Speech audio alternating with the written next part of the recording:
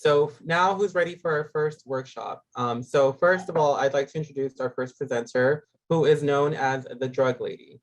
Rhana Hashemi is a drug educator, school-based program developer, and behavioral scientist coach who believes that comprehensive drug education should be compassionate, engaging, and empowering.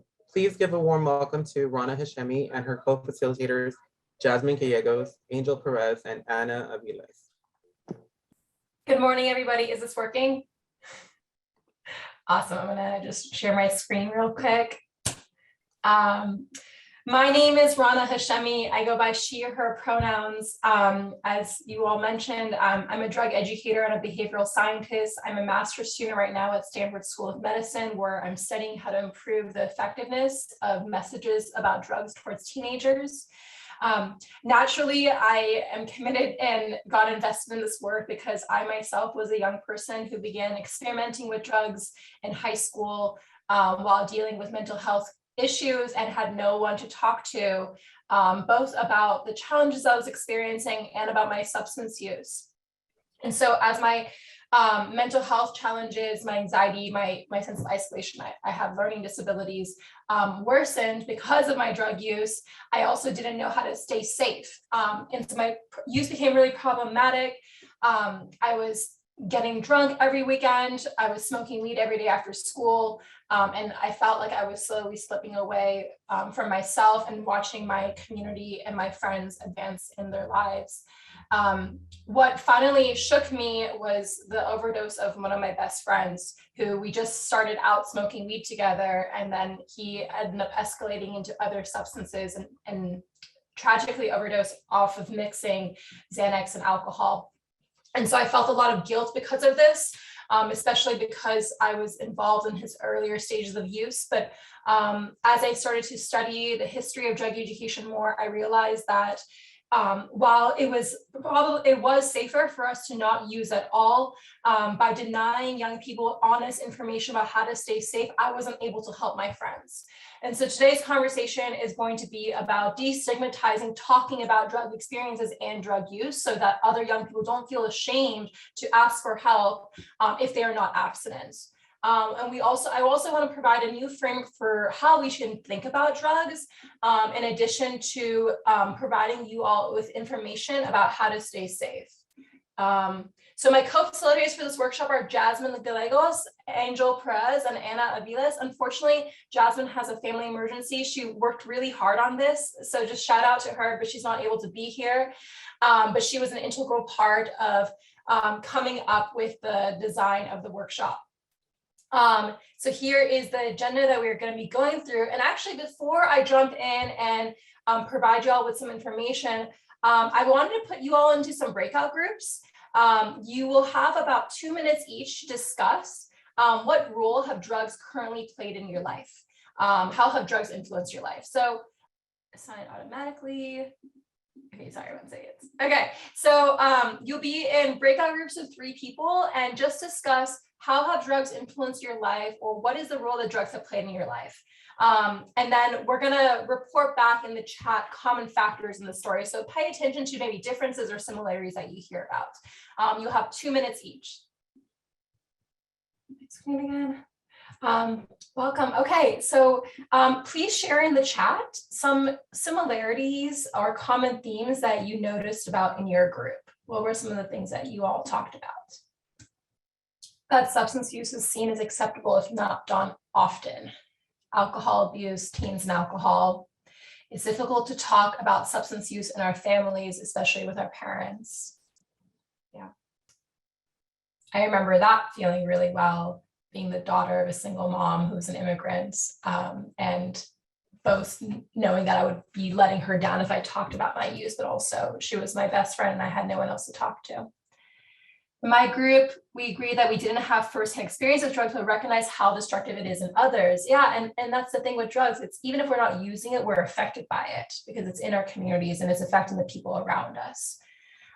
Substances sold by other peers.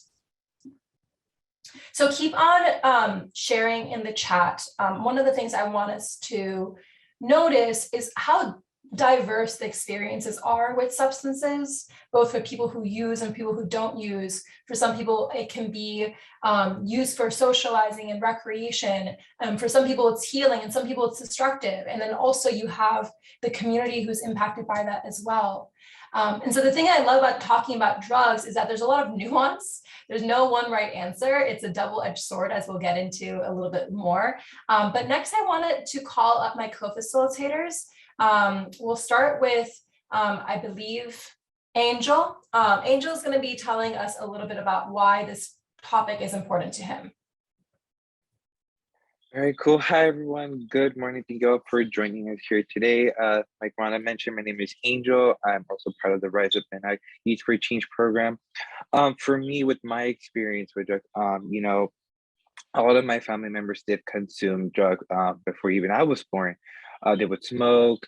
Even to this day, they like to drink. And for the most part, they carry this idea that, like, you know, because it feels good, it is good. But they don't really are considerate of, like, you know, the risk that comes with it. They're not really concerned about it. But that's because they're not really educated on it. But even so, when they've kind of, you know, shifted away from, you know, consuming other sorts of substances, they always carried that negative perception that if you consume it, you're a bad person, or you're a bad influence on your community, you're a bad influence on your families. I know that I'll be talking a little bit more about this, but, you know, I've had other members who are definitely going through some abuse with it, but they don't have the proper resources that could also guide them through their journeys.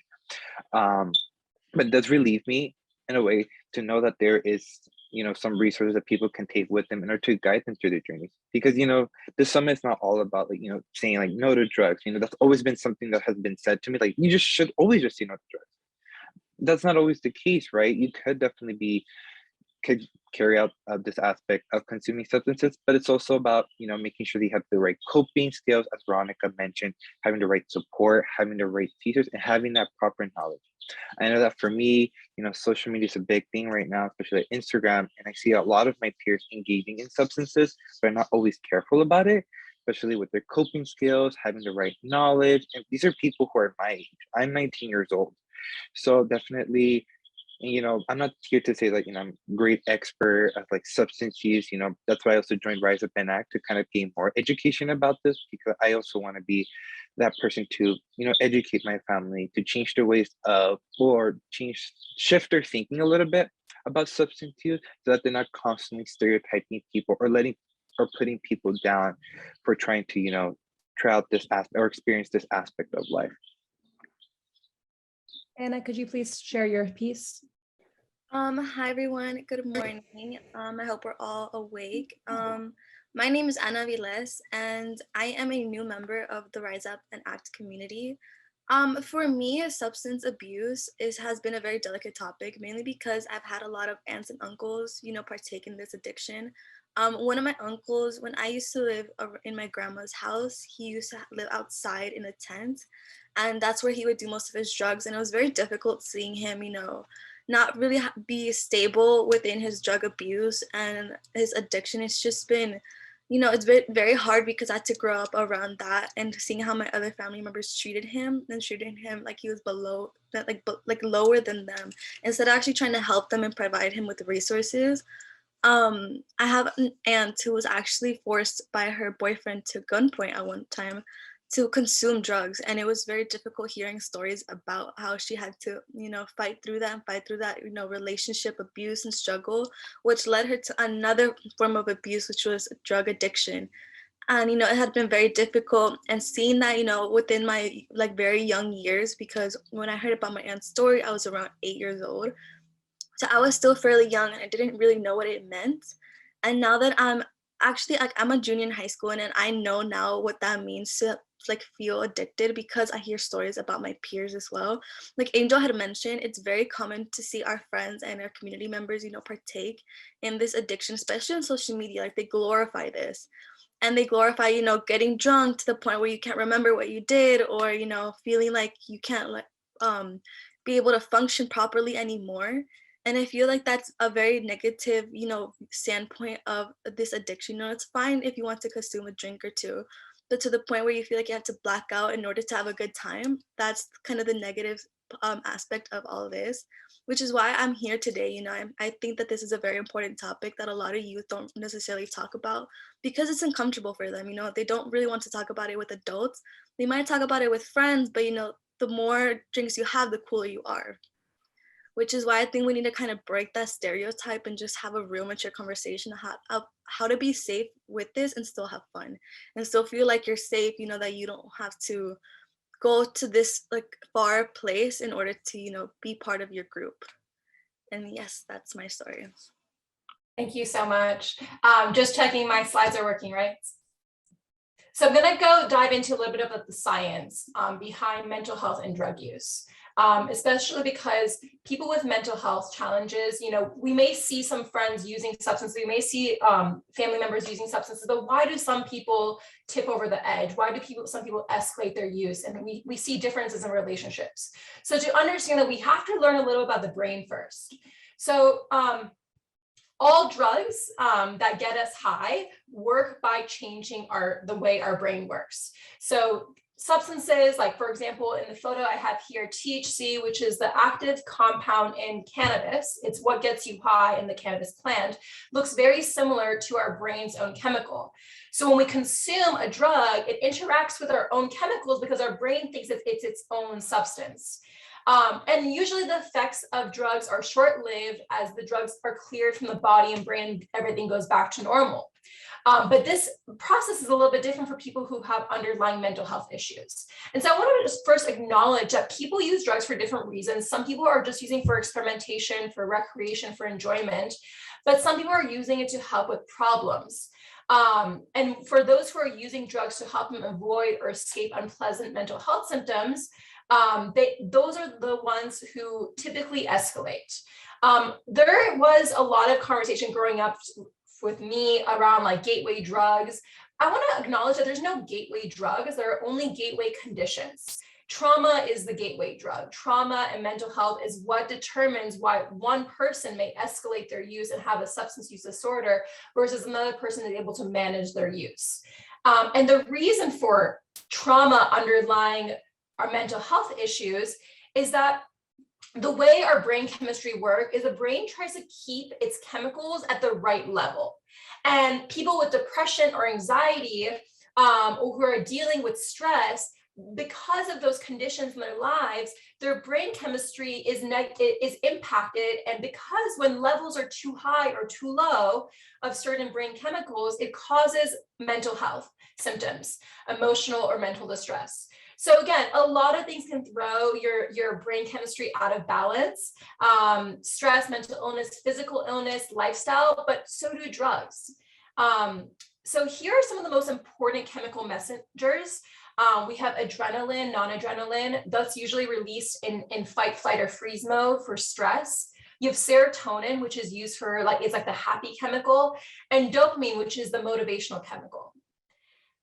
Now I want to zoom in right here and show you big picture what happens when these chemicals go out of balance. So let's dive into adrenaline first. So this is typically released when people are going to fight, flight, or freeze.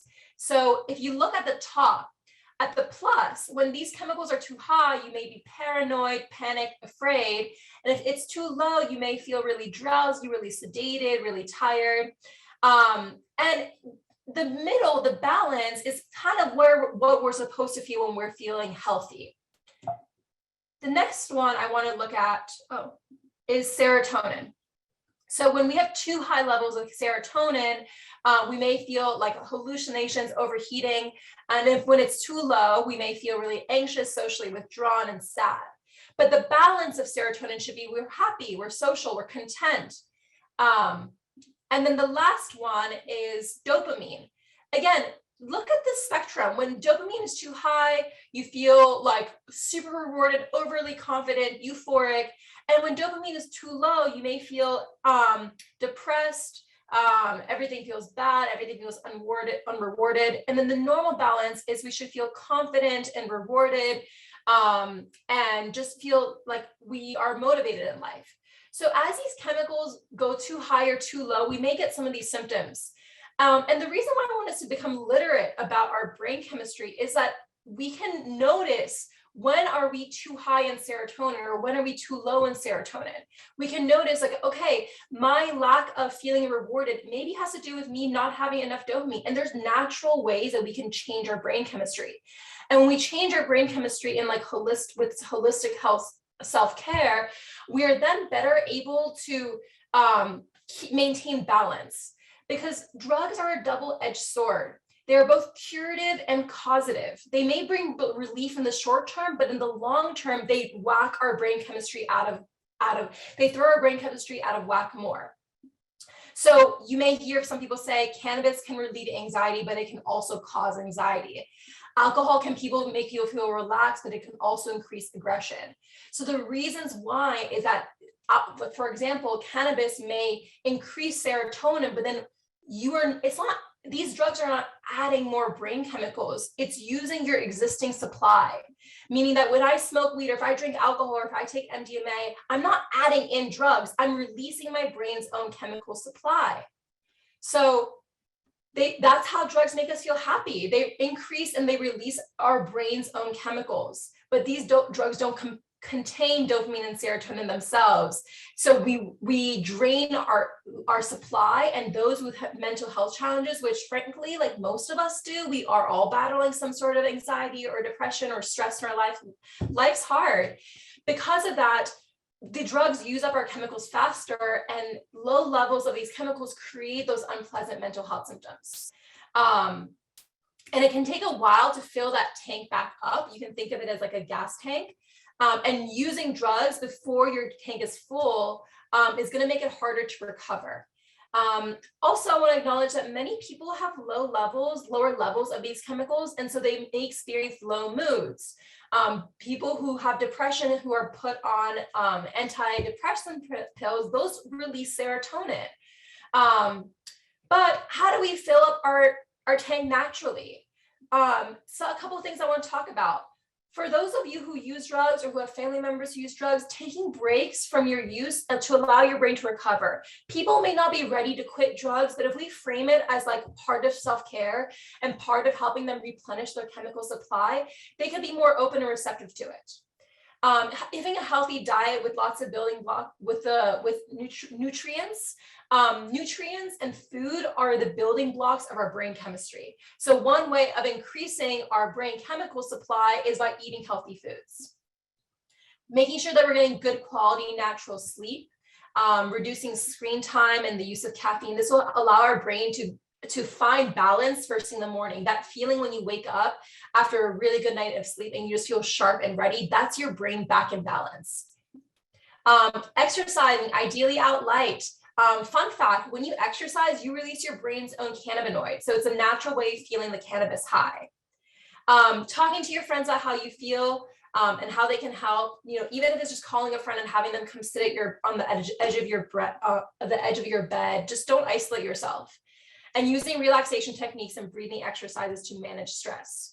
With good self-care, drug use doesn't have to cause harm to your mental health, but we all have to look after our brains, even if we don't use drugs.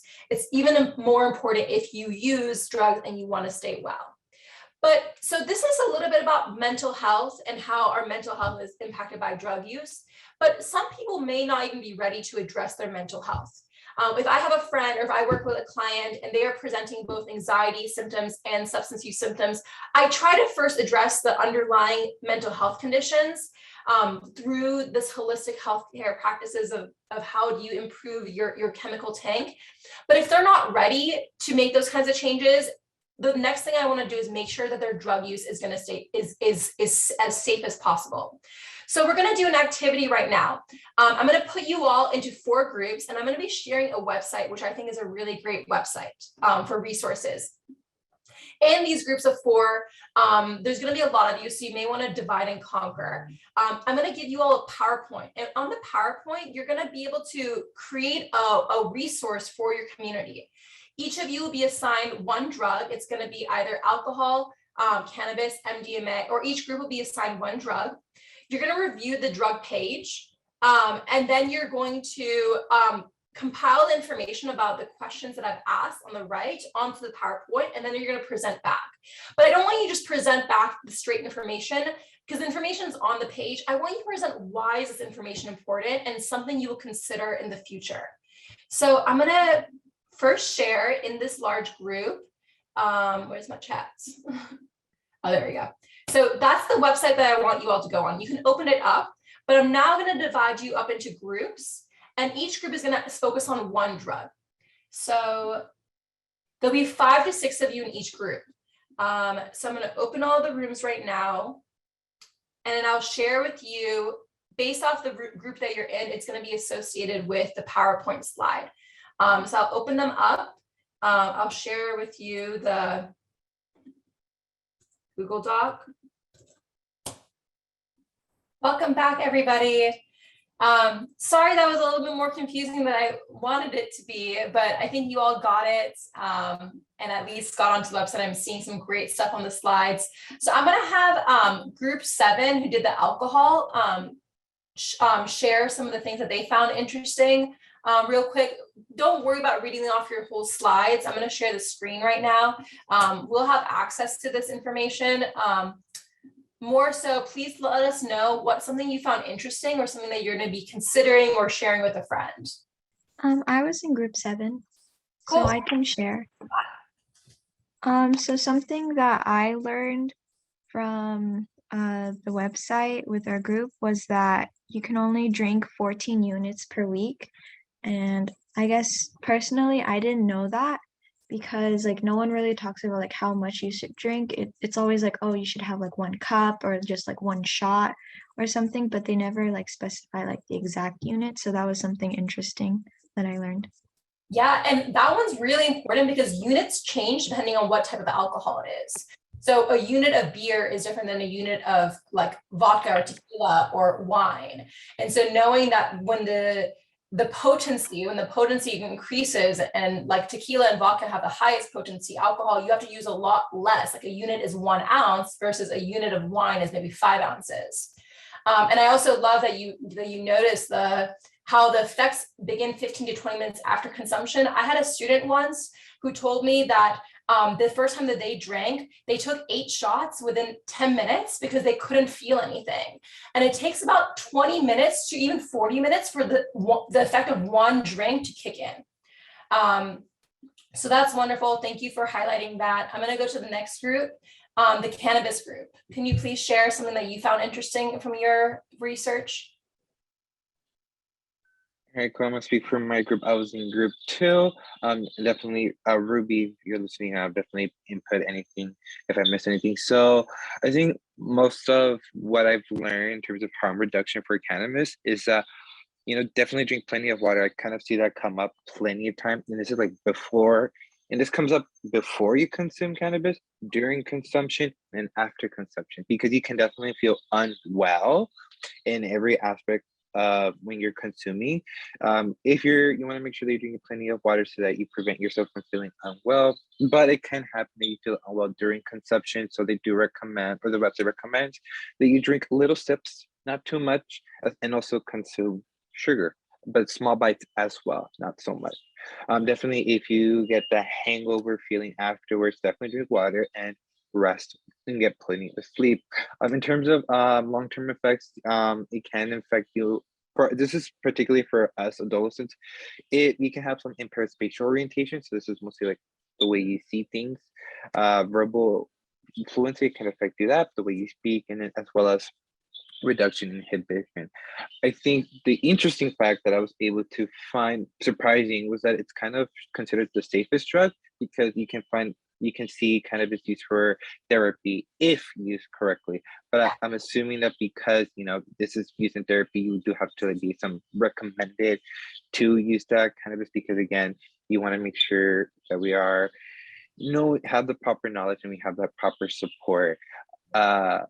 And so, yeah. And I'll say one thing, it can be the safest drug for adults, but it is like the research is like very, very clear that using cannabis as an adolescent because of these effects on the brain can result in long-term effects more than they have for adults. But I love the thing you mentioned about water. Water is super important. Anytime you're smoking anything, you get very dehydrated. Dehydration is going to mess your brain chemistry even more. And so remember, if you are using drugs, you're already altering your brain chemistry. Make sure you're doing things, those self-care practices that are going to help your brain recover faster. And like we are like, what, 70% water. I'm going to go to the last group. Thank you so much, Angel. Can the nicotine group share one thing that they found interesting that they're going to be considering? So for our group, we actually, some of us saw that there was some kind of like contradictions to what the harm reduction looked like, which you later kind of explained. So basically, some of the harm reduction strategies to nicotine was to switch to less harmful nicotine and maybe try e-cigarettes or vaping, which we know are also just as harmful, but for different reasons. And so another one was secondhand smoking, which, you know, at least to our knowledge, secondhand smoking was actually worse than actually smoking, from what we've learned. But again, you let us know that that also depends on where you're at in your health and where you're at in your addiction as well. Yeah, exactly. And to feedback for everybody else, e-cigarettes can be less harmful if you are a person who's been smoking for many years combustible cigarettes because you're removing the tar. But e-cigarettes can be more harmful if you're a teenager because the nicotine content is higher, making it more addictive. So it sort of depends on where you all are. And that's the kind of thing with harm reduction and drug education is that it's really complicated. There's a lot of factors to consider about yourself, about your environment, about your goals in your life, about the drug that you're using. And so this is by no means like, I did not want this to be like a comprehensive dive into any one drug, but rather how can you start thinking about mental health and drug use more holistically, understanding the way that we impact our brain chemistry and how we can improve our brain chemistry in natural ways. And also, if we have friends or family members who are using drugs, to let them know that you can do this in a safer way. You can do this in a way that's still honoring and prioritizing your health and your well-being. So please make use of the Drugs and Me website as a resource. Keep looking through it, sharing with your friends, and keep also thinking about the ways that you can take care of your own brain health, whether you do or you do not use drugs. I'm gonna open up the floor for any questions. I know we were sort of out of time. Are we? We're at time. So let's just give an opportunity if anybody has a question to go ahead and put it in the chat. We'll try to take one. And in the meantime, I'll just say thank you all so much for participating and starting a more honest, science-based, and compassionate conversation about drugs. You know, for your vulnerability, for your open-mindedness to consider that maybe there's another way that we can deal with drugs as a society and as a community. Wonderful. Any questions? I see something that just popped up. I learned about Molly and what it is from group 3. I'm not too sure if that was a question, but if more of a statement as they learned something new. So we do want to thank you, Rhana, for being with us today and sharing. I'm going to go ahead and pass off to Miguel. Yeah, no, I also want to thank Rhana, Angel, and Anna. Many of you many of us share similar experiences, and I appreciate you all sharing, as these conversations are what open up the dialogue for policy change and creation of substance use prevention programs for youth.